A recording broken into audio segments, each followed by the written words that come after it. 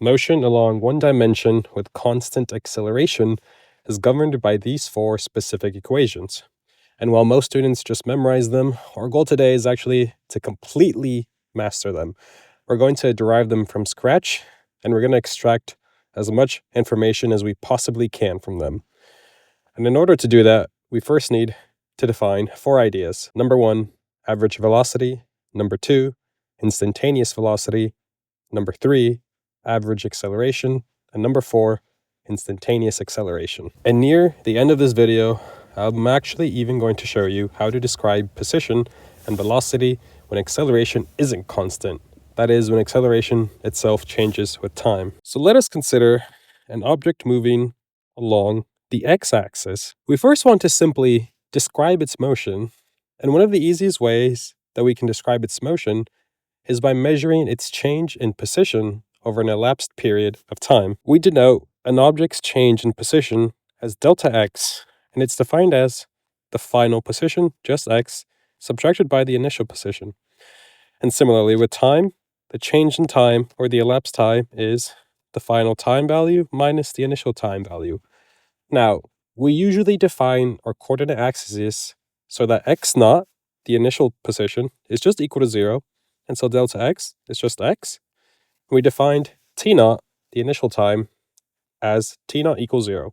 So that delta t is essentially just t. And then when we divide delta x by delta t, we define this quantity as the average acceleration in the x direction. And here's where our pro-level insight number one comes in.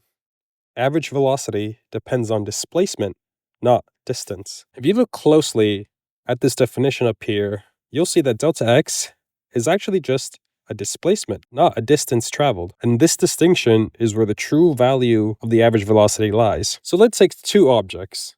Object one is a turtle that moves in a straight line from x0 to x1 in the time interval delta t. Object 2 is a McLaren that takes a winding path between the same 2 points, and because it is much faster, although it covers a much greater distance, it actually gets to the final position, x1, in the same amount of time, delta t. And although the McLaren traveled a greater distance, both objects have the same exact average velocity because their displacement, the net change in their position, is identical over the exact same time period. They both started at x0 and they both ended at x1. And we can use what we just learned to talk about our next pro-level insight. Average speed is not the same as the average velocity. Let's say that our turtle friend decided to walk 50 meters eastward to a lake. He wanted to grab some water. And it took him 5 seconds to walk in that direction. And when he was done, he decided to walk back home 50 meters to the west, and it took him another 5 seconds to accomplish that. He's a really fast turtle. Now, since the turtle ended, it started at the exact same point, delta x is actually 0, and because this displacement is 0, the average velocity is also equal to 0. The average speed, however, I'm going to denote that as S average, is equal to the distance divided by the elapsed time. Therefore, he walked a total of 100 meters in 10 seconds total, giving him a speed of 10 meters per second. So you can see that although the average velocity was 0, he still had an average speed of 10 meters per second because of that difference between distance and displacement. Now, let's really dial our knowledge of average velocity in by taking a look at a graph of position versus time. As you know, we defined average velocity to be delta x divided by delta t. Now, I'm going to assert that this length here, this gap, is delta x. Now let me prove it to you. So we know that this vertical length here is simply equal to this point. So this whole point is the final position. And we know that this gap here is equal to its initial position, x0. Therefore, this gap in between here is equal to the final minus the initial position, which is simply delta x. And similarly, this gap here in between the two time ranges is delta t. Now, I want you to think of the average velocity as simply being the rise over the run, which means that it's actually going to be this slope connecting the 2 points at x final and x naught, and you're actually going to come across 3 types of slopes. Upward slopes, in which the average velocity is positive, downward slopes, in which the average velocity is negative, and flat horizontal slopes, in which the average velocity is 0. And now we're ready to discuss our pro-level insight number 3. If you're anything like me, you took a look at the triangle we formed in our graph earlier, and you thought to yourself, well, why can't I just use the Pythagorean theorem to find the slope of this line, and therefore find the average velocity? And the thing is that the magnitude of that triangle is actually not the same as the slope. A line with a magnitude of 5 meters, for example, can have many different slopes. And that's because a slope actually has more to do with the angle of rotation against the horizontal x-axis than it does with magnitude. So keep that in mind. The slope is not the same thing as the magnitude. A slope is a rise over a run. So now that we've gone through the definition of average velocity, let's quickly work on an example problem to solidify our understanding. Let's take 5 cars. We're going to draw them out as follows. We have car A, car B, C, D, and E. Let's say that car A traveled 50 kilometers east. Car B traveled 50 kilometers due west. Car C travels 60 kilometers east and then returns and travels 10 kilometers west. Car D travels 70 kilometers east, and car E travels 20 kilometers west and then 20 kilometers east. Our first step is to rank the trips in order of greatest average velocity to the most negative average velocity. And let's say that each car traveled for an hour each. So it took car A an hour to complete 50 kilometers, and it took car D an hour to complete 70 kilometers. For all of these trips, they have the same delta t. Therefore, since average velocity is simply equal to delta x over delta t, the only thing we need to be worried about is delta x. And because of this, we can say that car D is first. Since it has the greatest delta x, it has the greatest average velocity. It's going to be followed by A and C. There's a tie here because A and C actually both have the same displacement. And in third place is actually car E with a displacement of 0 and therefore an average velocity of 0. And in last place is car B, which actually has a negative average velocity. This leads us to part B. Which trips, if any, have the same average velocity? And we actually already solved this in part A, which led us to say that A and C both have the same average velocity since they cover the same displacement over the same time interval. And lastly, for which trip, if any, is the average velocity equal to 0? Again, we touched over this earlier. It's going to be trip E. They traveled 20 kilometers west and then 20 kilometers east. Therefore, their displacement is 0 and their average velocity is 0. If you found any of that helpful, I've actually made a completely free study guide that's packed with all of the pro-level insights we're going to be covering as we talk about kinematics in one dimension.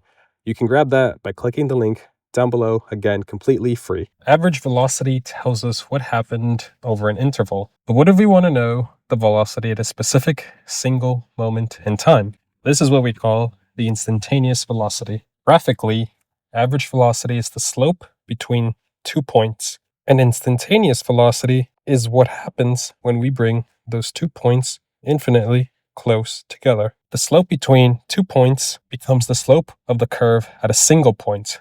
And that's what we like to call the tangent of the curve. This idea matters deeply, and just like average velocity, an upward slope means a positive instantaneous velocity, a downward slope is a negative velocity, and a flat tangent is a 0 velocity. Mathematically, we call the process of bringing these 2 points infinitely close together as taking the limit of change in t as it approaches 0 of delta x divided by delta t, which gives us the derivative dx dt. Now that we're acquainted with instantaneous velocity, let's work on a couple of example problems to solidify our understanding. The cheetah is crouched 20 meters to the east of a vehicle, and at time t equals 0, the cheetah begins to run east toward an antelope that is 50 meters to the east of the vehicle, so it's 30 meters away from the cheetah. During the first 2 seconds of the chase, the cheetah's x-coordinate varies with time according to the equation x equals 20 meters plus 5 meters per second squared t squared. Our first step is to find the cheetah's displacement between t1 equals 1 second and t2 equals 2 seconds. So pretty much what we want to do is plug in these times into our displacement equation to get the two positions. So we have x2 is equal to 20 plus 5 times 2 cubed, which is simply 40 meters. x1 is equal to 20 plus 5 times 1 squared, which is simply 25 meters. Therefore, the displacement is equal to x2 minus x1, which is equal to 40 minus 25 meters, which is simply 15 meters. Our second step is to find the cheetah's average velocity during the same time interval. So if you recall, the average velocity is equal to delta x over delta t, and we actually know both of these, so we know that delta x was 15 meters, and delta t is simply 2 seconds minus 1 second, which is equal to 1 second. Therefore, its average velocity is equal to 15 meters per second. And for part C, we want to find the instantaneous velocity at t equals 1 second by taking delta t is equal to 0.1 second, then 0.01 second, and then 0.001 second. Now, this part's actually a little bit tricky, so I want you to pay close attention to what we're about to do. So we know that t1 is equal to 1 second, and that delta t is equal to 0.1 second. The mistake I see people made, which I also made myself, is thinking that this delta t is equal to t2. It's not. It's actually telling us that delta t is equal to t2 minus t1 is 0.1 second, and we know t1, but we actually don't know t2, and we're going to need to know it in order to move on. So if we know that t2 minus t1 is equal to 0.1 second, and that t1 is equal to 1 second, then we simply solve for t2 by adding 1 second to both sides, and we get that t2 is equal to 1.1 second. Now, if you repeat this process, you actually are going to end up with 3 different t2 values for the 3 different case scenarios of delta t. So let's just quickly organize ourselves. So when delta t is equal to 0.1, t1 is equal to 1, and t2 is equal to 1.1. When delta t is equal to 0.01, t1 is equal to 1 again, and t2 is actually going to be equal to 1.01. And when delta t is equal to 0.001, t1 again is 1, t2 is equal to 1.001. Now, what we need to do is solve for the positions for all of these time intervals. Thankfully, t1 is always 1, so we only need to find x of 1 once. However, we do need to find x of 2 for each of these different delta t case scenarios. So let's start with the first one. X of 2 is equal to 20 plus 5 times 1.1 squared. Okay? Then in the second case scenario, x of 2 is equal to 20 plus 5 times 1.01 squared. In the third scenario, x of 2 is equal to 20 plus 5 times 1.001 squared. Kind of running out of room there, but I hope that's okay. Okay, so now what you need to do is plug these into a calculator, and when you solve for these x of 2's, you should get 26.05, 25.1005, 25.010005. Now, thankfully, we already solved for x of 1, and we only need to do it once, and that was simply 25, and it holds true for all 3 case scenarios. And what we need to do now is find the displacement for each 3 cases, and that is simply x2 minus x1. And you should get the following: 1.05, 0.1005, and 0.010005. Now, from here on out, all we need to do is plug delta x divided by delta t in our average velocity equation, and we solve for the instantaneous velocity at each of these time intervals. And I want you to sort of realize what we're doing. These delta t's, we're just taking the limit as it approaches 0.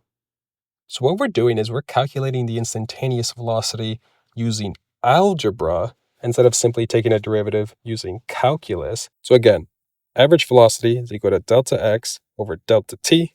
So in our first scenario, delta x over delta t is simply 1.05 divided by 0.1, which is 10.5 meters per second. And our second scenario is going to be 0.1005 divided by 0.01, which is simply 10.05 meters per second. And our third case scenario is 0.010005 divided by 0.001, which is simply equal to 10.005 meters per second. So what's going on here? Well, like the problem tells us, we're finding the instantaneous velocity at t equals 1 as delta t approaches 0. And so what you can see here is that as delta t approaches 0 at t equals 1, our average velocity is getting smaller and smaller as it approaches 10. So what we can say from that is Vx is equal to the limit as delta t approaches 0 of delta x over delta t. And in this case scenario, that is 10 meters per second. Part T, what we're going to do is derive an expression for the instantaneous velocity as a function of time and use it to find the instantaneous velocity at t equals 1 second and t equals 2 seconds. So in our previous section, we used algebra to find the instantaneous velocity. And in this section, we're using calculus. We're taking the derivative to find the instantaneous velocity. So given our x function, x equals 20 plus 5t squared, we take the derivative dx dt, and that's simply equal to 10t. Therefore, Vx of 1 is simply equal to 10. Vx of 2 is simply equal to 10 times 2, which is 20 meters per second. And I want you to compare what we just did. We took all of that time in part C, manually calculating the instantaneous velocity, and in part D, we crunched that time down to about 1 minute worth of work. Now let's move on to a second example. The following figure is a position versus time graph of the motion of a particle. In part A, we're going to rank the values of the particle's x velocity at points P, Q, R, S from most positive to the most negative. So if you remember, positive instantaneous velocity have an upward slope, negatives have downward slope, zero velocities have a flat horizontal slope. And using that information, we can gather that, of course, the slope at P is the most upward and therefore the most positive.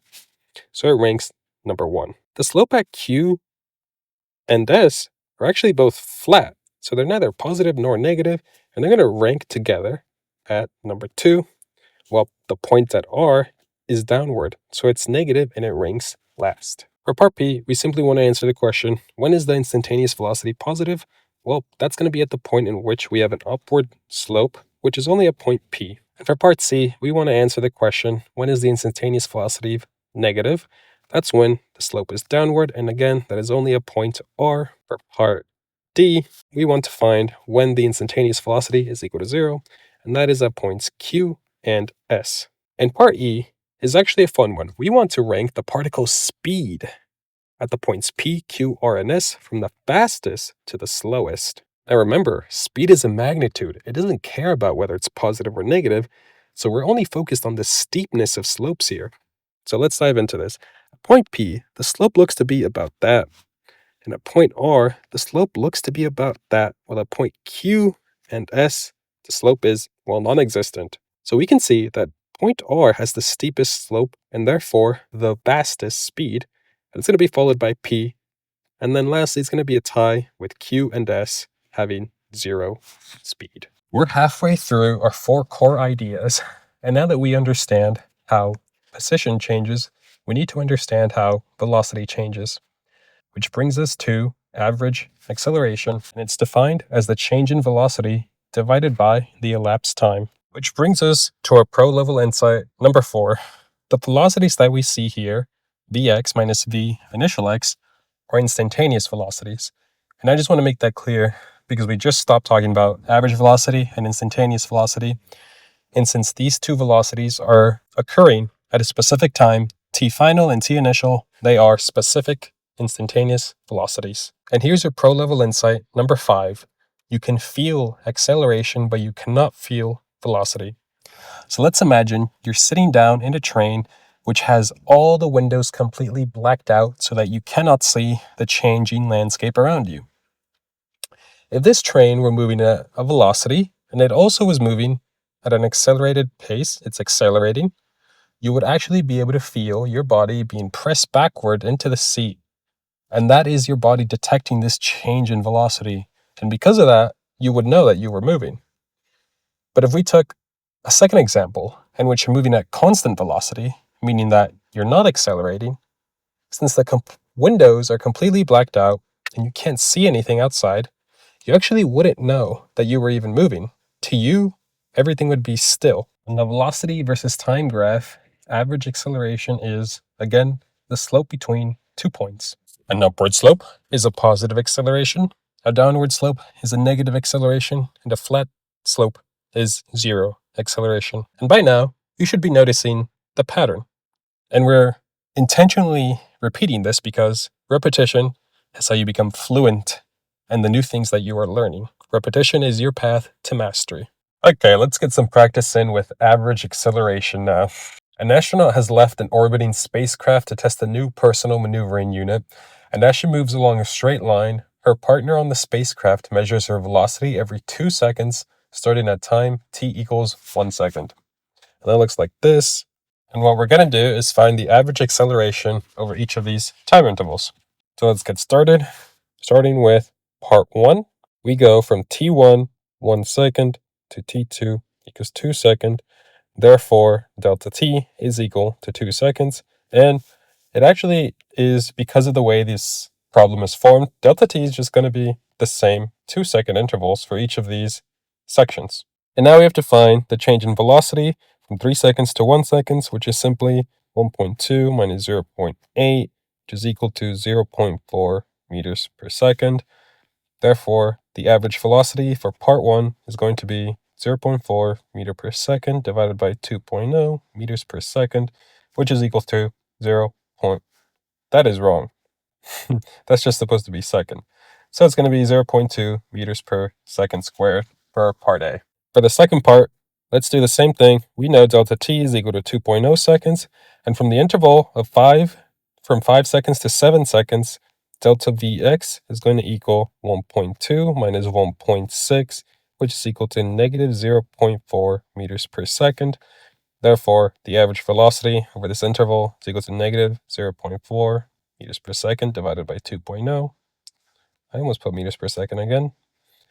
2.0 seconds, which is equal to the negative 0.2 meters per second squared. Let's get that up here as well. And for part 3, delta t is once again 2.0 seconds. The delta Vx is going to equal negative 1.0 meters per second plus 0.4 meters per second, which is equal to 0.3. That is wrong. Which is equal to 0.6 meters per second. Therefore, the average acceleration is equal to 0.6 divided by 2.0, which is going to be 0.3 meters per second squared. And I just fixed that velocity sign on the second part there. Okay, moving on to the last part. Delta t is equal to 2. Delta Vx is going to be equal to negative 0.8 plus 1.6, which is equal to 0.8 meters per second. Therefore, the average velocity is equal to 0.8 divided by 2 equals 0.4 meters per second squared. And that is going to solve our part A here. Now let's move on to the second part of this problem. For the second part, we have to study whether the speed increases or decreases for each of these time intervals. So we can see, looking at our graph, v of x from 1 second to 3 seconds rises. Therefore, our speed is going to increase over the first interval. In the second interval, 5 to 7, v of x is slowing down. It goes from 1.6 to 1.2. Therefore, it's going to drop. And for a third interval, 9 seconds to 11 seconds, goes from 0.4 to negative 1. Negative 0.4 to negative 1. So although the velocity is technically decreasing, the speed is actually increasing. It's getting faster. It's just getting faster in the negative direction. And for part 4, 13 seconds to 15 seconds, goes from negative 1.6 to negative 0.8. Therefore, the speed is once again decreasing. We often need to know the acceleration at a precise moment in time. And this is what we call instantaneous acceleration. And just like before, on a velocity versus time graph, we bring our time intervals infinitely close together. And the slope of the curve at that specific point is the instantaneous acceleration. Again, the instantaneous acceleration is positive if the slope is upward, negative if the slope is downward, and 0 if the slope is flat. Mathematically, when we bring these gaps infinitely close together, we call this process taking the limit of delta t as it approaches 0 of delta Vx divided by delta t, which is what we call the derivative of the velocity with respect to time, dvx dt. Pro level insight number 6. The second derivative of a function is directly related to the concavity of that function. And here's what we mean by that. Since we know that the instantaneous velocity is equal to dvx dt, and we know that the velocity is also equal to dx over dt, we can then say that the instantaneous acceleration is equal to the second derivative of x with respect to time. And that is how you denote this process. As you can see, the d's here simply got multiplied together and the dt's here simply got multiplied together. So now that we have this new relationship where our acceleration is equal to the second derivative of position, let's see what it looks like on a graph. If the position graph is bending upwards, the concavity is said to be positive and the acceleration is also positive. If the position graph bends downward, the concavity is said to be negative and the acceleration is also negative. Being able to understand this connection between concavity and acceleration is what separates memorizing physics from actually understanding it. Now let's get some practice in with instantaneous accelerations and even a little bit more with average accelerations.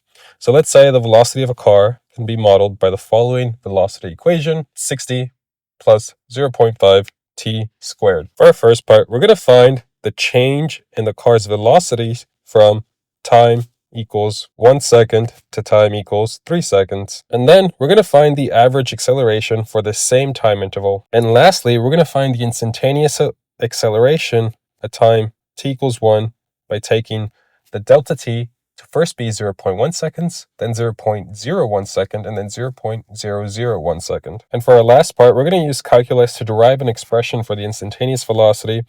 I'm going to use it to find a of x at 1 second and a of x at 3 seconds. So let's begin with part A.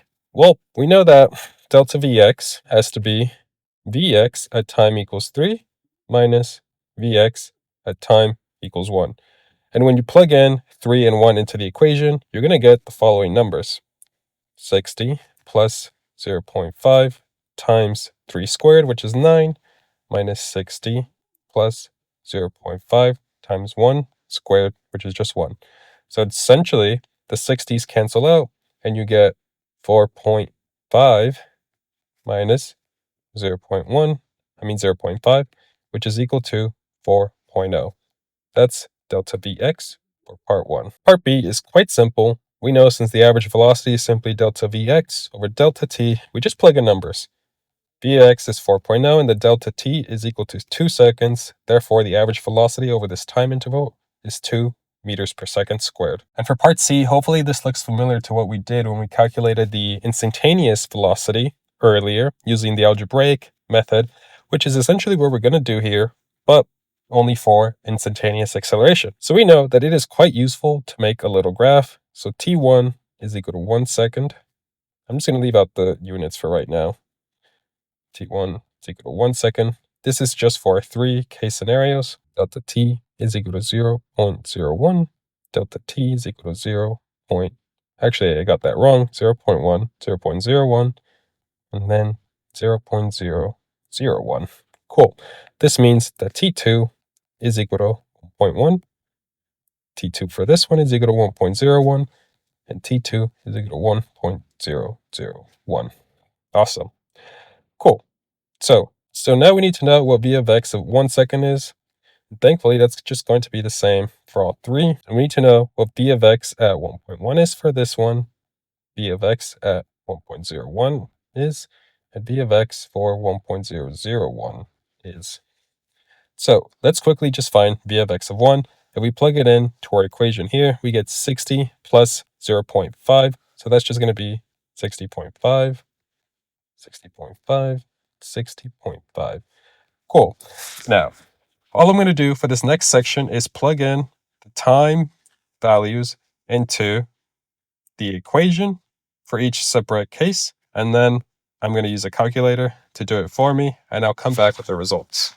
So it should look something like this, and I'm actually going to need a little bit more room. So I'm just going to call these v of x of time 2, and we know that each case is respective to its own time 2. So for the first one, it's going to be 60.605. For the second one, it's going to be 60.51005. I'm going to need more space. For this third case, it's going to be 60.5010005. Awesome. So now we use these values to calculate delta Vx for each case scenario, and that should give you the following: 0.105, 0.01005, and 0.0010005. Awesome.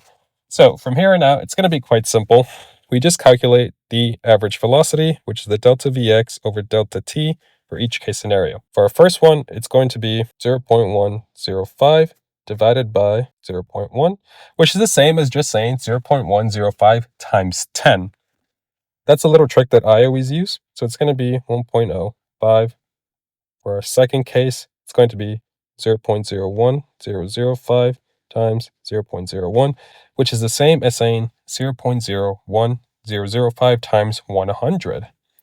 So it's going to be something like this, 1.005. And for our third case scenario, it's going to be 0.0010005 divided by 0.001. If you recognize the pattern by now, it's the same. Dividing by 0.001 is the same as multiplying by 1000. So it's going to be something like this. All right, cool. So now we have our 3 average acceleration values over these time intervals. And again, what we're doing here is we're taking delta t to getting closer and closer to 0. So we're algebraically taking the limit of the average acceleration as delta t approaches 0. And we see that when this happens, the average acceleration is getting closer and closer to 1. So that tells us that the instantaneous acceleration at this point is simply going to be 1 second. And now let's confirm that by rewriting our equation, 60 plus 0.5 t squared. And we know that if we take the derivative of velocity, dvx, divided by dt, with respect to time, we're going to get acceleration. So let's do that. We get 1.0 t. Awesome. Okay, so if we plug in t equals 1 second, we get 1.0 meters per second squared, which is in agreement with what we just found algebraically. So that is our instantaneous velocity at time equals 1, and our instantaneous velocity at time equals 3 is going to be 3.0 meters per second squared. Awesome. So we finished that example problem. Let's move on to the next one now. So let's revisit a graph we saw earlier with PQRS and this little curve. Now we're going to solve 4 parts. For part A, when is the acceleration positive? For part B, we're going to solve for when the acceleration is negative, and for part C, when the acceleration is 0. And lastly, we're going to use what we just found here to solve for when Vx is increasing, decreasing, or staying the same. Got it. So you should be questioning one thing right now, because I don't think we'll remember, but you'll see that this graph is unlabeled. So what we need to know is, what is this graph of? Is it a velocity or position? And it's actually a position versus time graph. So remember, in order to glean any data from a position function, we have to study the second derivative of position, which is the same as studying the concavity, which is whether it is curling up or curving down. And we know that when the graph is curving up, the acceleration is going to be positive. So right here at point S, it's curving up, and it's the only place it's curving up, unless you start like right here, right before P, but they don't give us data on that. So for part A, answer is going to be S. For part B, we know that when the graph is curling down, the acceleration is going to be negative. So that's going to be at point Q. For part C, we're asked to find when the acceleration is 0. And remember, the only thing we can glean from a position graph that tells us anything about velocity is whether it's curving up or curving down. And so the interesting thing is that when the position graph is sort of in that in-between stage of going upwards to then starting downwards, this point here is where the acceleration is going to be equal to 0. So as you can see, that's just going to be point P and point R here. So for part C, your answers are P and R. And lastly, for part D, we're going to state whether at each point P, Q, or S, the velocity is increasing, decreasing, or zero. So let's write out the points real quick. Awesome. So we know that at point P, we just found that the acceleration is equal to 0, so velocity is not changing. So let's write that here. Vx is equal to constant, not changing. At point Q, the concavity is downward, so acceleration is negative and velocity is decreasing. At point R, again, we found that the acceleration is equal to 0, so the velocity is once again constant, not changing. And point S, the concavity is upwards, acceleration is upward, and the velocity is increasing. We have now defined our 4 core terms. And if you want these terms cleanly summarized in one place, the downloadable guide I mentioned is in the top link down below, and it's going to be packed with so much valuable information. Let's start off by taking a look at an acceleration versus time graph for constant acceleration. It's nothing crazy, just a flat line. But I want you to remember this area under the line here. We're going to see this again soon. And here's your pro level insight number 7. Since we're working under constant acceleration, then the average acceleration is actually always going to be equal to the instantaneous acceleration, a of x. And using this information, we can solve for the first equation a bit differently. Now, you're normally going to see that t initial is set equal to 0. And if you multiply by t to both sides, you're going to get the relationship that ax times t is equal to the change in velocity. Now, remember the rectangular area from our graph that we just took a look at? Well, this equation tells us that the change in velocity is actually equal to that area under the acceleration versus time graph. And although we discovered this under constant acceleration, it also happens to be true for any type of acceleration. Now, let's finish this off by putting the first equation of motion into its proper form. And you're going to notice that it's in a linear format. That is, it's in the y equals mx plus b, which makes sense because the velocity is changing under constant acceleration, so it's changing at a constant rate. By taking a look at the plot of velocity versus time, we can learn many things. And here's your pro level insight number 8. The velocity at any point in time is the initial velocity plus the change in velocity caused by the constant acceleration. And I hope you're thinking to yourself, well, yeah, that's literally the equation we just found. It says that the velocity is equal to the initial velocity plus the acceleration times time. That's what we just found. So why are you taking the time to repeat this? Why am I taking the time to repeat this to you guys? Well, it's because I want you to actually be able to visualize how that equation looks like on a velocity versus time graph. So first, let's add a line for velocity as if there were 0 acceleration. Well, then, of course, the velocity would just always be equal to the initial velocity since there's no acceleration. Now, I want you to take a look at the gap between these two lines. And I want you to think of this gap as the change in velocity caused by this constant acceleration. And it tells us that at any point, the velocity here is equal to this gap plus the initial velocity. And just like we did in the first graph, I want you to pay close attention to the areas of the triangle and the rectangle here. They're going to pop up again soon. Now, let's find our second equation of motion. Recall the definition for average velocity. And before we do too much with this equation, let's talk about the pro level insight number 9. Under constant acceleration, the average velocity is the average of the final and initial velocities. And that looks like this. And now we're going to go ahead and set these two definitions of average velocity equal to one another. And it looks like this. Now again, it's customary that we set t naught equal to 0 so that the delta t just reverses into a normal t. And if we multiply by t on both sides and we define this delta to be what it is, x minus x naught, we get the relation that the displacement is equal to 1/2 times vx plus v naught of x times time. And that is our second equation of motion. And from here, it's actually relatively easy to derive the last two equations of motion, so we're going to do that real quick. What we first want to do is recall our first equation of motion. Vx is equal to v naught of x plus ax times t. And what we're going to do is substitute this definition of velocity into our second equation of motion. And that's going to look something like this. x minus x naught is equal to 1/2 times v naught of x plus a of x times t plus v naught of x, all multiplied by time. And when we combine the terms and multiply t to the thing in parentheses, it looks something like this. 2v naught of x times time plus ax of time squared is equal to the displacement. And now I'm going to move x naught to the other side, and I'm just going to multiply the parentheses times the 1/2. And that looks something like this. X is equal to x naught plus v naught of x times time plus 1/2 ax t squared. And this right here is our third equation of motion under constant acceleration for one dimension. And in order to find our last equation of motion, we're going to take a step back and go back to the first and second equations. But instead of substituting in velocity, we're actually going to solve the first equation for time. And that looks something like this.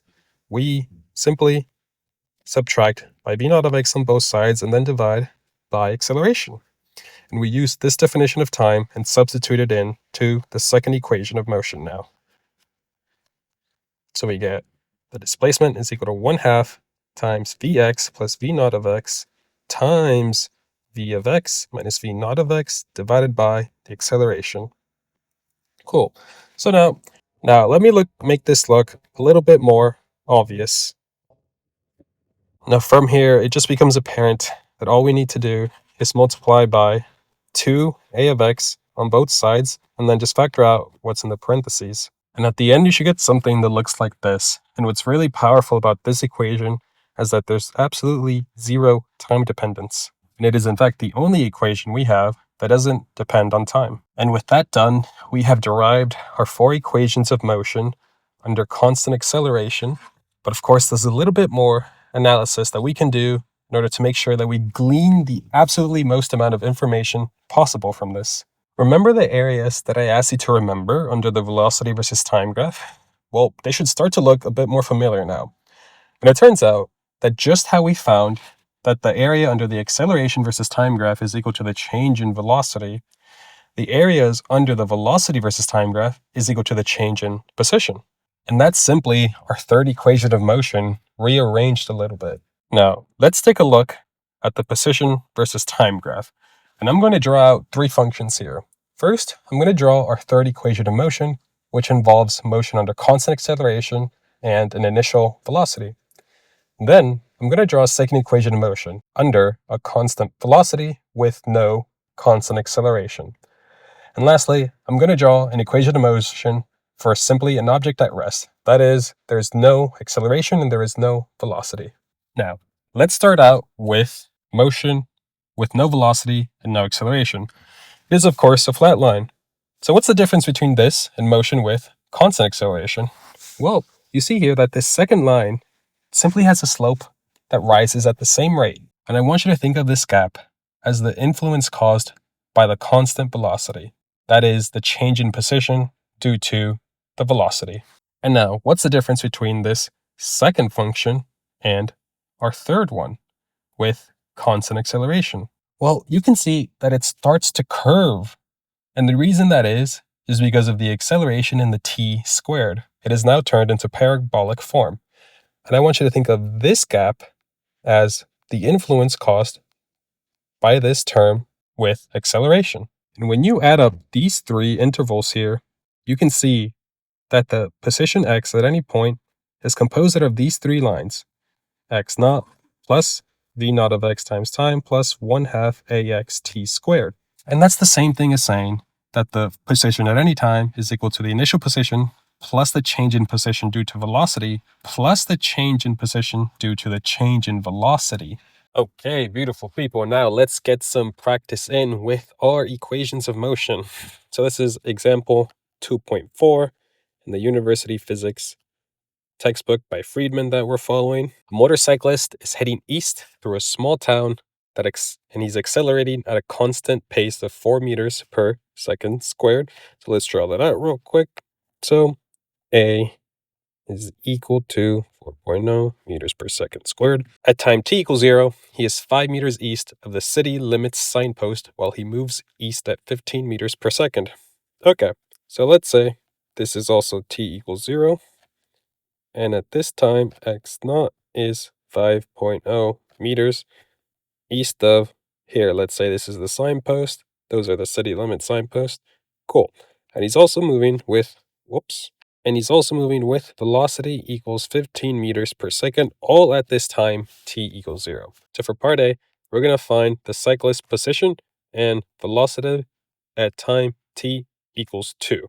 Cool. So let's start out by finding a position equation, which we should be able to do since we have an initial position, a velocity, initial velocity, and the constant acceleration.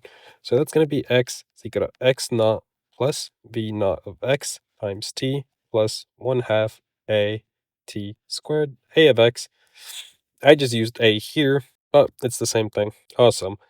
So now let's substitute our known values, and I'm just going to leave out the units for now, but remember that they are there and that they are important. 1/2 4 t squared. I'm going to simplify a little bit. Actually, I'll just erase this. So the 1/2 times 4, that's just going to be 2. So let's write this as 2t squared. Awesome. So at time equals 2 seconds, x of 2, simply 5 plus 30 plus 2 times 2 squared is 2 cubed. So it's going to be 2 times 2, 4 times 2, which is 8.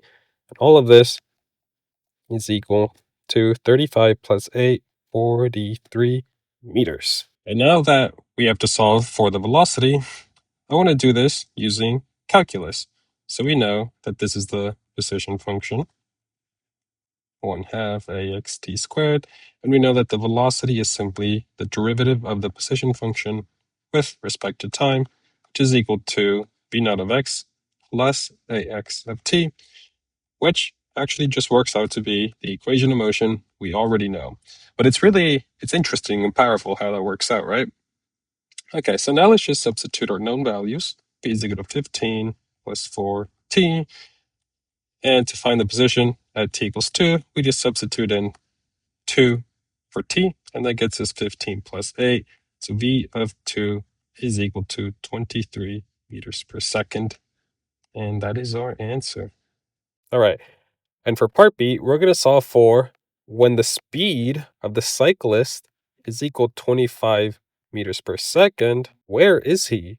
So essentially, we're solving for x of t when the speed is 25 meters per second. So just right off the top of my head, I'm guessing we're going to need to find the time t in which the velocity is 15 meters per second.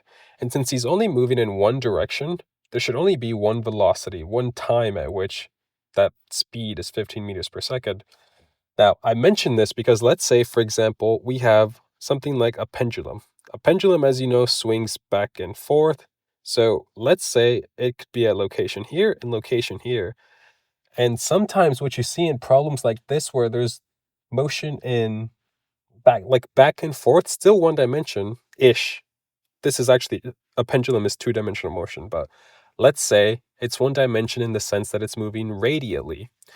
The interesting thing about motion like this is that sometimes you can have two different positions, two different moments in time at which the velocity is moving to the right at a certain magnitude, and then at the opposite spectrum, like the opposite side here, it's moving to the left with the same magnitude. So that's why we have to make the distinction that in this problem, there should only be one time and one space, moment in time in which the velocity is moving to the right at 25 meters per second. Okay, so let's solve for that. Velocity is equal to v naught of x plus axt, and we know this to be 15 plus 4t. So we need to solve for when this velocity is equal to 25. So let's do 25 is equal to 15 plus 4t, and we solve for t. So t is equal to 25 minus 15 divided by 4, which is equal to 10 divided by 4, which is equal to 2.5. And now we simply plug this t value into the following position equation that we already know, like this. Okay, let's do that. 5 plus 15 times 2.5, that's going to be 15 times 2, which is 30, plus 15 plus times 0.5. So that gets us 37.5, I believe, plus 2 times 2.5 cubed. Okay, a bit of mental math. 2.5 cubed, squared, is the same as 2.5 times 2, plus 2.5 times a half. So that's going to be 2.5 times 2 is 5, plus half of 2.5, which is 1.25. So we get 6.5? No, 6.25 times 2. Yeah. Okay. Bit of math here, mental math. So 42.5 plus, this should be 12.5. Got it. Okay. And that gets us 55 meters. Okay. So at the time in which the cyclist has speed 25 meters per second, he is also 55 meters east of the signpost. Cool. Now, I'm actually going to show you a second way to solve this that is much simpler, and hopefully we can also verify whether I got it right or not. So let's remember x is equal to 55 meters. That was our answer. Now, remember we had an equation that actually doesn't involve time, and it should look something like this. 2ax, x minus x naught. Now, looking at this equation, we actually have everything we need to solve for x. So this should be so much easier than what we did the first time, since we only have to use one equation. So let's do that. Let's solve for x. So we have x minus x naught is equal to vx squared minus v naught x squared divided by 2ax. So x is equal to 5. I'm just substituting the value in for x naught. 15 squared. Nope, that is wrong. That should be 25 squared minus 15 squared, 2 times 4. Unfortunately, I do not know how to do that in my head, so I'm going to use a calculator and I'll be right back. And it is confirmed this answer also got us x is equal to 55 meters, except it was much simpler. All right, let's move on to example 2.5 in our textbook, and let's get some more practice in. So imagine there's a sign here for school crossings, right? And it says you're only allowed to drive 10 meters per second here. And as soon as a cyclist passes this sign, he realizes that he's driving at a velocity is equal to 15 meters per second. Unfortunately, there's a cop stationed there. And as soon as the cyclist passes, the cop decides to chase after him. So he starts accelerating at a constant pace of 3.0 meters per second squared. Cool. And for part A, we're simply going to find the amount of time it takes the cop to reach the cyclist. And before we do any sort of math, I just want you to conceptually understand what's going on. The cyclist is moving at a constant velocity, 15 meters per second, while the cop is accelerating. So the cop will eventually catch up and even start overpassing the cyclist. So of course, let's get started. So the position for the cyclist is going to be x naught plus 15t. There's no acceleration. However, I'm going to simplify things because since x naught is the same for both the cop and the cyclist, I'm just going to say that this is 0. And so our equation of motion for the cyclist simply becomes 15t. Now, for the officer, let's do a similar thing. The officer has x naught plus v naught of xt plus 1/2 axt squared. Let's simplify it once again. X naught is 0. Since the cop was at rest, v naught of x is also 0. So the x for the officer simply becomes, let me rewrite it, 1/2 of the acceleration, which is 3. So it's 1.5 t squared. Cool. So now all we have to do, honestly, is just match up these t values and then solve for time. So let's do that. So it's 1.5 t squared is equal to 15t. The t's cancel out, so it's 1.5t is equal to 15. So t is equal to 15 divided by 1.5. And plugging this into a calculator, you get that t is equal to 10 seconds. So for part B, we're going to solve for the officer's speed at the same time at which the officer catches up to the cyclist. So we know that the velocity of the officer at any given point in time is given by the following equation. And since there's no initial velocity, it is simply 3t. So at the time of t equals 10 seconds, we have 3 times 10, which is simply 30 meters per second. And that is the officer's velocity at the time in which he catches up to the cyclist. And for part C, we're going to solve for how far each vehicle has traveled at this time in which they catch up to one another. And it's pretty easy. All we need to do is solve for the position function of either one. I'm going to use the officers since it's really simple. It's just x is equal to 3t squared. Actually, that's a lie. It's technically x is equal to 1/2 3t squared, which as we solved for is just 1.5 t squared. Cool, so plug it in, t equals 10, we get that x is equal to 1.5 times 100, which is equal to 150 meters. So they have both traveled 150 meters during those 10 seconds in which it took for the officer to catch up to the cyclist. And here's a little bonus question. So below are 4 velocity versus time graphs. And now, your job is to find the correct one for the motion of the motorist and the officer in the example that we just described. So hopefully you'll take a second, you'll pause, and you'll think about this, because it's really anytime you have to visualize a graph of motion in order to supplement what you just learned, it's a very good opportunity to reinforce your conceptual knowledge. So take a second before we go over it. Okay, now let's talk about it. So what do we know? We know that the acceleration of the officer is constant. And of course, we know that the acceleration of the motorist is non-existent. There's no acceleration. So in a velocity versus time graph, since the motorist has no acceleration, it should have a constant velocity, and it should be the same velocity all throughout. Which is why for every graph here, you'll see that the motorist is just a straight line all in the same space. So obviously we can't use that to differentiate the graphs. Now, I want you to take a look at something else too. And it is this time here. You'll see that it's always the 10 seconds. They marked that as something special here. All right? So now, let's ask ourselves, okay, what's changing in these graphs? And as you can see, there's going to be 2 things that change. There's these bottom graphs curve. These top graphs don't curve. They're just straight lines. And the other thing that changes are the points of intersection. For this one, they meet at the t equals 10 seconds. For this one, they meet halfway there, so t equals 5 seconds. For this one, they meet a little bit before t equals 10 seconds. And for this one, they meet at t equals 10 seconds once again. So the questions you should ask yourself is, well, out of all this information, what really matters? And the part that matters is the acceleration of the officer. Because when the acceleration is constant, we know that the velocity is going to be changing at the same rate. Therefore, the velocity line of the officer should be linear. It shouldn't be curved like this. This would happen only when acceleration changes with time.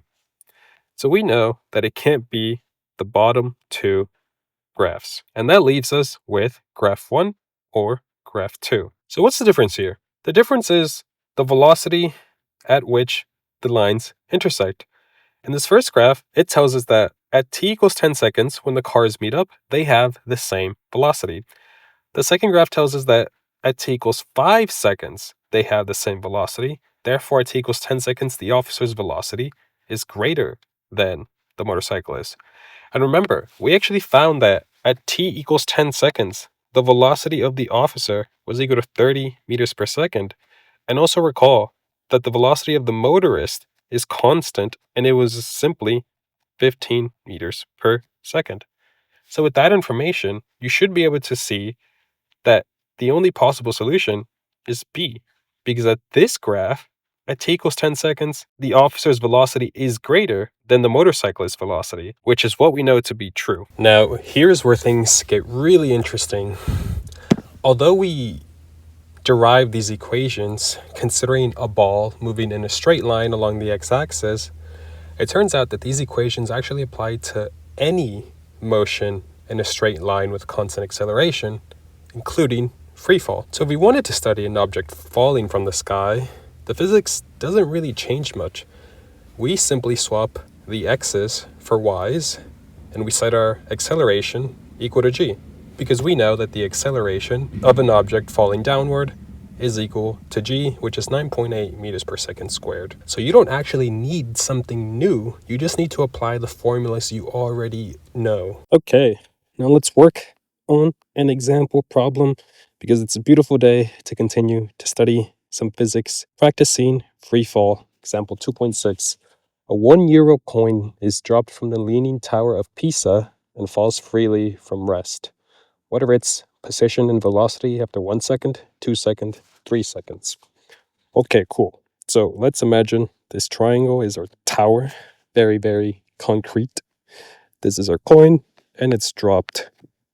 Okay, so important things to know. Number one, I'm going to decide that my axes point like this.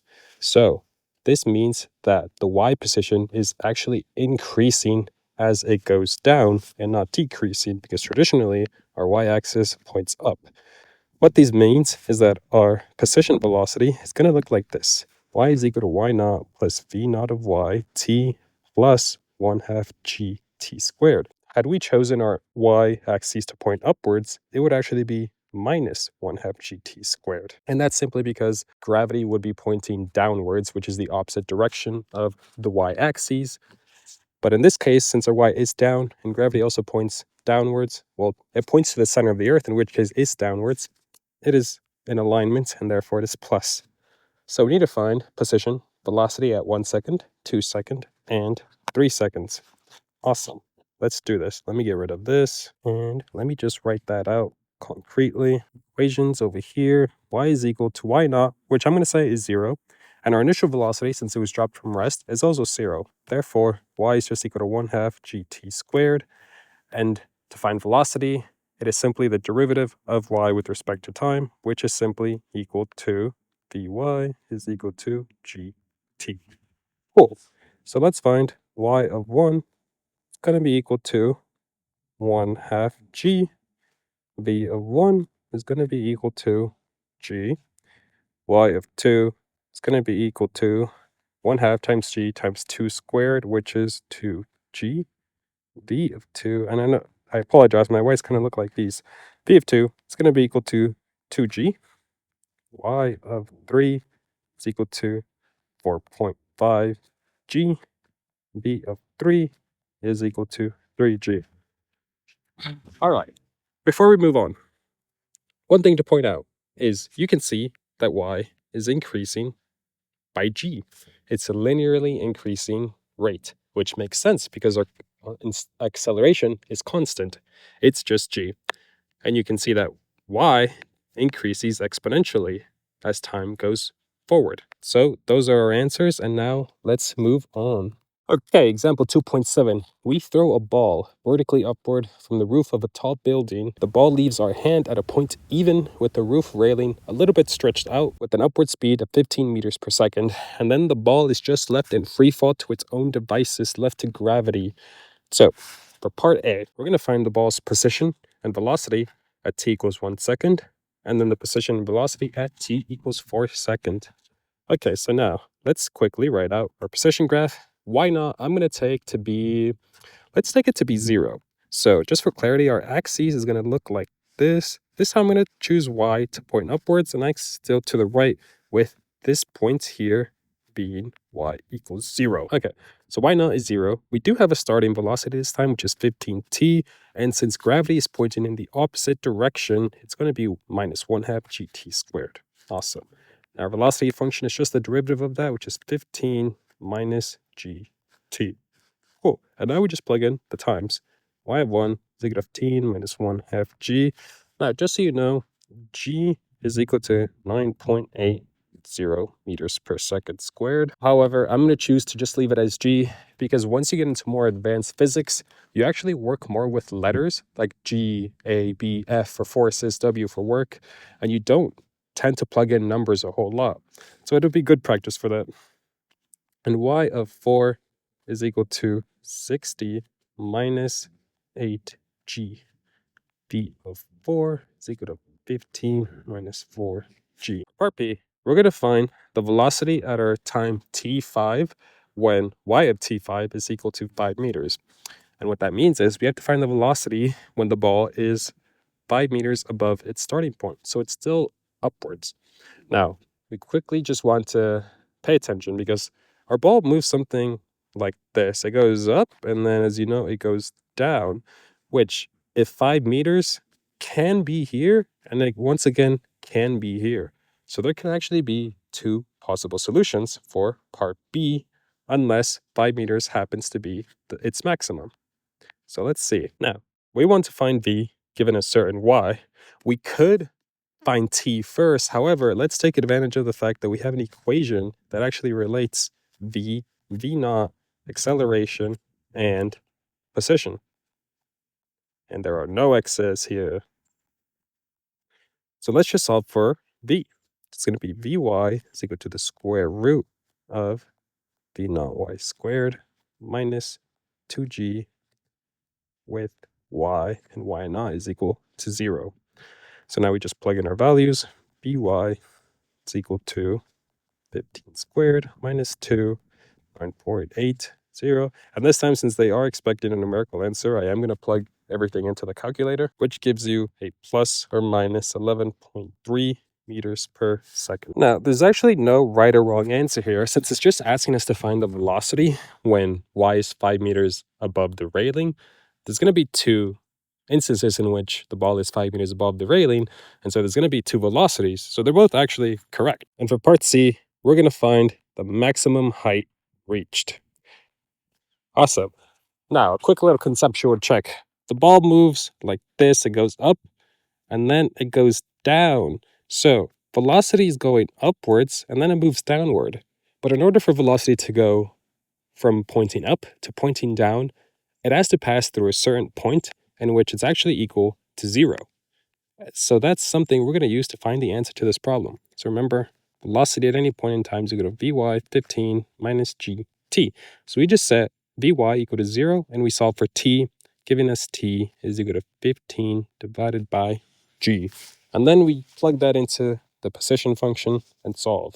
So it's going to be y max t is equal to 0 plus 15t minus 1/2 gt squared is equal to 15 squared divided by g minus 1/2 g 15g squared. Awesome. Equal to 15 squared minus 15 squared divided by g, don't forget that, 2g. Cool. So there's the commonalities here. It's almost the same term, except the second term is just half of this term, as you can see. Therefore, y max is equal to 15 squared 2g.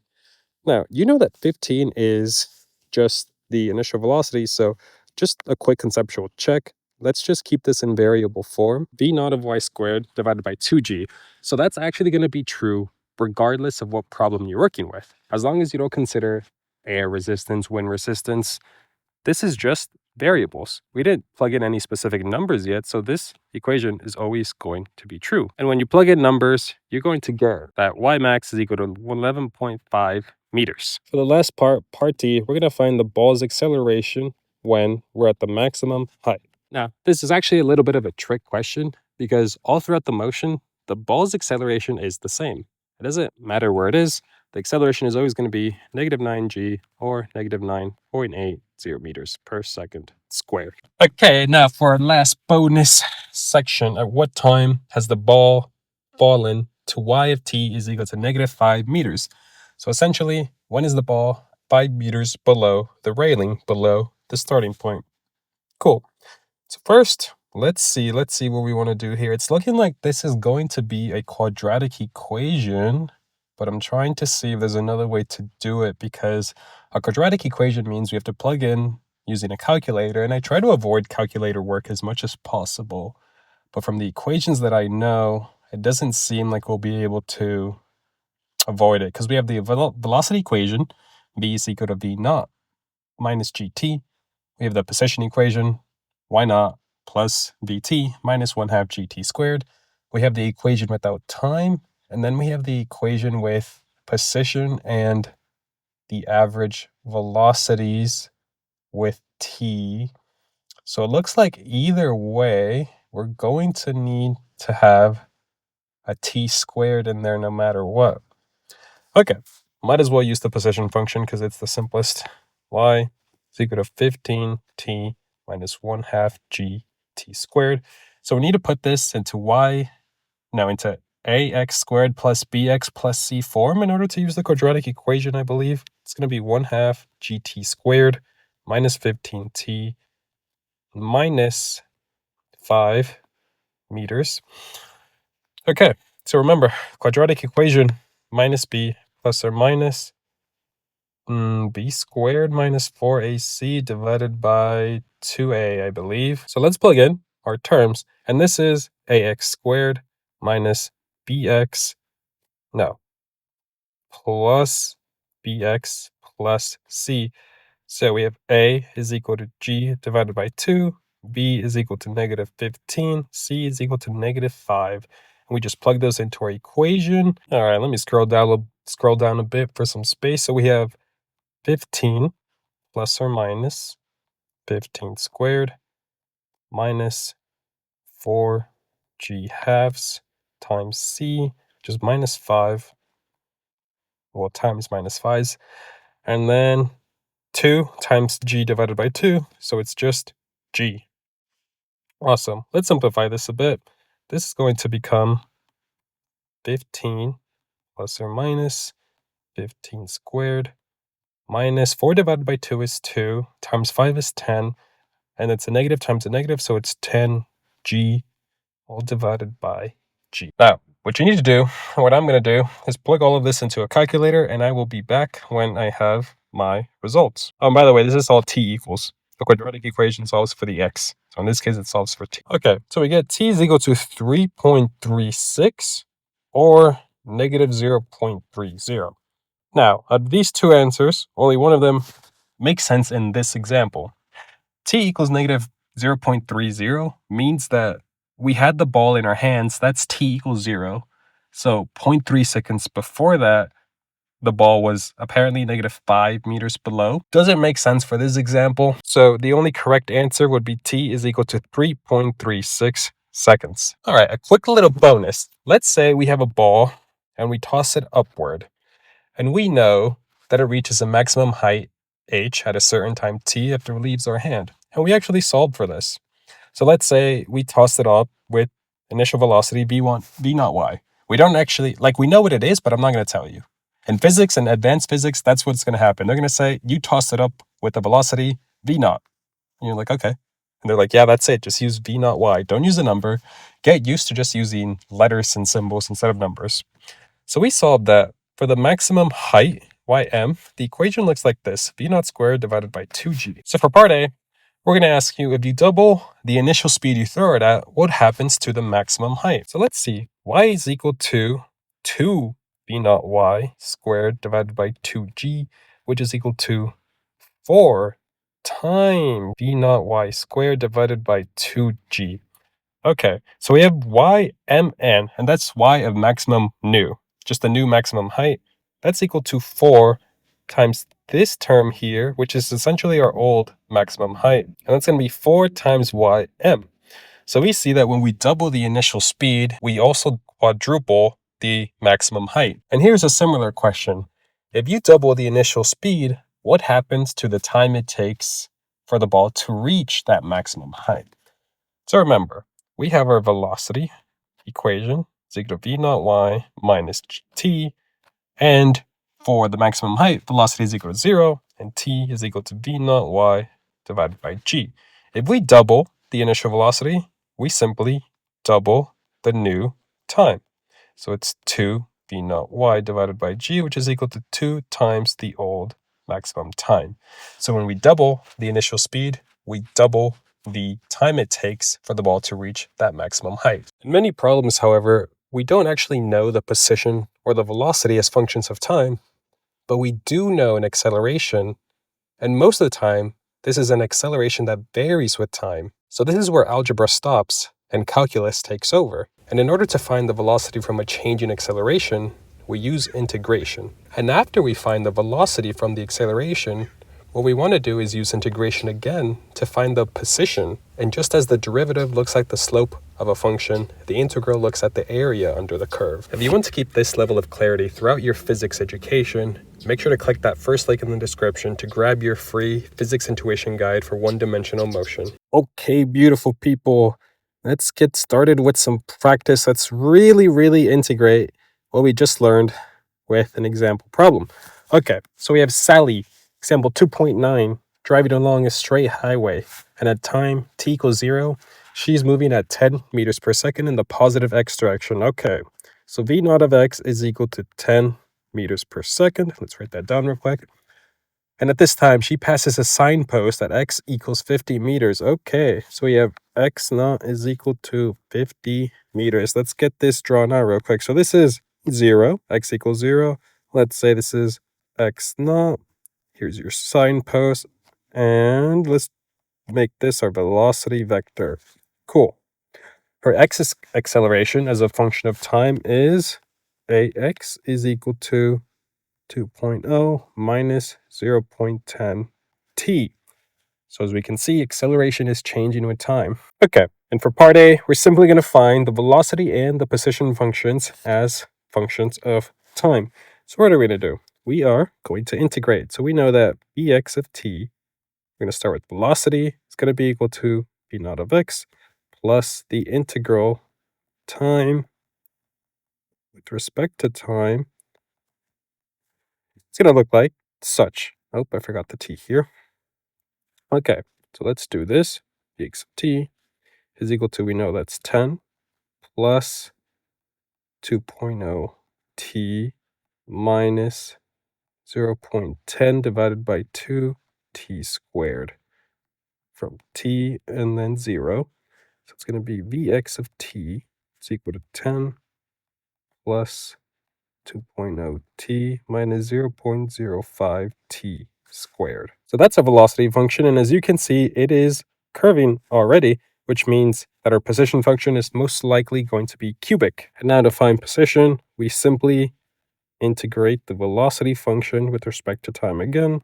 So it's 10 plus 2.0 t minus 0.05 t squared dt. So x of t, 50 plus 10t plus 2.0 divided by 2t squared minus 0.05 divided by 2. Nope, not divided by 2, divided by 3. And then from 0 to t. Cool. Let's plug in the values for t, which is really easy because one of them is just 0. Awesome. So this is our position function. Okay, and for part P, we're going to solve for when velocity is at its greatest. So let's see here. Let's get a conceptual understanding of what's going on here. So looking at our acceleration function, we see that our acceleration is actually decreasing. It starts off at 2, and it's getting slower and slower as time continues, being subtracted by that 0.10 t term. So her acceleration is decreasing, meaning that at some point, the acceleration is going to reach 0, and it's actually going to become negative if it just keeps going. So currently, she's accelerating. She's getting her velocity is increasing. When her acceleration reaches 0, her velocity stops decreasing, but it doesn't start to decrease. It just stops increasing. And that's going to be our point of highest velocity.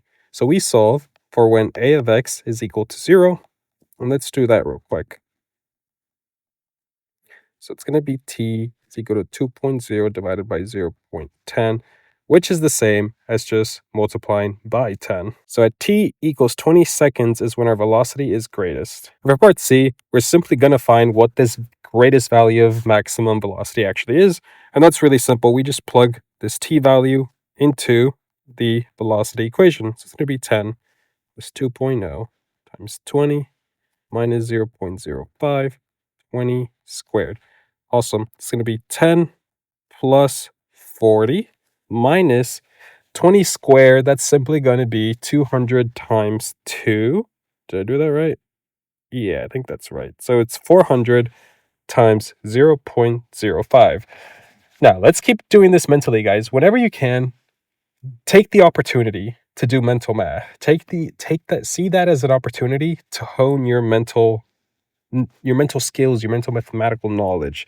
So we know that 400 divided by 10, which is the same as saying 400 times 0.10, is going to be 40. And then all we need to do is just divide it by 2 again, because 10 divided by 0.10 divided by 2 is 0.05. So we know that 400 divided by 0.05 is therefore going to be 20.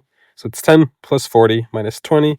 That's going to be Vx at this time is equal to 30 meters per second. Part T, we have to find the position at this time in which the car has its greatest velocity.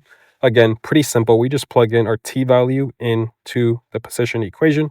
It's going to be x of t max plus 50 plus 10 times 20 plus 20 squared minus 0.053 times 20 cubed.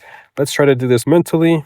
50 plus 200 plus 20 squared, which we found to be 400, minus 20 cubed. That's pretty much just 400 times another 20. So it's going to be 400 times 10 times 2, which is 400 times 10, 4,000 times 2, that's 8,000, times 0.05 divided by 3. That 5 looks really messed up. Okay, let's do the same thing. Let's say that 8,000 times 0.10, it's going to be 800 divided by 2. It's going to be 400 divided by 3. Now, that's not going to give you a nice perfect answer. It's going to be something like 400 divided by 3, so it's definitely over 100, and it's going to be 133.33. Got it. So 200, so it's 650 minus 133.33. So x of t max is equal to, let's see, what is that? It's 520, 517.67. I think that is correct. That is our answer for part D. Okay, so there you have it. These are our 4 sections of this example problem, and now let's move on to one final bonus section. Okay, so if we know that the acceleration of an object is increasing with time, is the velocity versus time graph a straight line? Part A, concave up, part B, or concave down, option C. Now, think about it for a sec before we go over the answer, and we kind of just did this in our last problem, we should know the answer. And that is going to be number 2, concave up. And that is simply because if acceleration is increasing with time, that means it has a t. It has at least one t in there. And when we take the derivative of a function that has this t, not the derivative, if we take the integral with respect to time, that means that our velocity function is going to have a t squared term. It's going to increase, and t squared means that it's parabolic. And since acceleration is increasing, this parabolic influence is also going to be upward.